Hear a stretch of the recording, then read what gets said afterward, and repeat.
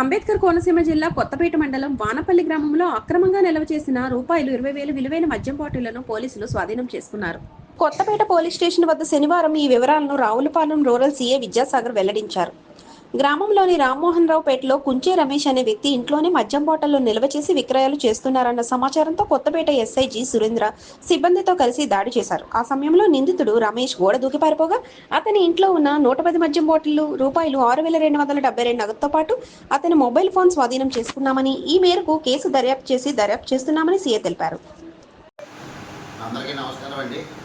మన కొత్తపేట మండలం వానపల్లి విలేజ్ రామ్మోహన్రావుపేటలో అడ్డకాల దగ్గరలో ఆ ఊరికి చెందిన కుంచే రమేష్ అను ఆసామి అక్రమంగా మద్యం బాటిల్ కలిగి ఉన్నాడని మా కొత్తపేట ఎస్ఐ గారికి రాబడిన సమాచారం మేరకు ఎస్ఐ గారు వారి సిబ్బంది కుంచే రమేష్ ఇంట్లో రైడ్ చేసి సుమారు 110 బాటిళ్ళు, ఇవన్నీ కూడా లోకల్ మేడ్ ఉంది, అదేవిధంగా వేరే యానం లిక్కర్ కూడా కలిపి 110 బాటిళ్ళు అన్ని బ్రాండ్లు కలిపి ఉండడం జరిగింది. ఆకు, క్వార్టర్లు, ఫుడ్ ఇవన్నీ కూడా ఉన్నాయి.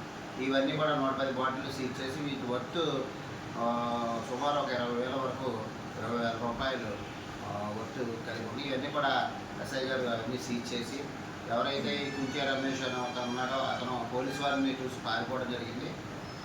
అక్రమంగా ఈ మద్యం బాటిల్ కలిగి ఉన్నందుకు, అదేవిధంగా అక్రమ రవాణా చేసినందుకు గాను కేసు నమోదు చేయడం జరిగింది ఎక్సైజ్ యాక్ట్ కింద.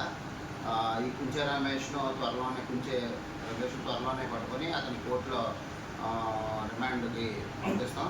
ఎవరైనా కూడా ఇల్లీగల్గా ఈ బాటిల్స్, ఈ అక్రమంగా మద్యం బాటిల్స్ కలిగి ఉంటే కనుక వారందరి పేరు మీద కేసులు నమోదు చేస్తాం. అదేవిధంగా వారి మీద పీడీ యాక్ట్లు కూడా ప్రపోజల్స్ పెట్టి వాళ్ళందరినీ పీడీ యాక్ట్ల కింద నమోదు చేసి వారి మీద రౌడీ షీట్లు, సస్పెక్ట్ షీట్లు కూడా ఓపెన్ చేయడం జరుగుతుంది. కాబట్టి అందరూ కూడా ఎవరైనా ఇల్లీగల్గా ఉన్నా కూడా మేము రైడ్లు చేస్తాం. ఎవరికైనా సమాచారం ఉన్నట్లు తెలిసినా కూడా ఎస్ఐ గారికి నాకు ఫోన్ చేస్తే ఇమీడియట్గా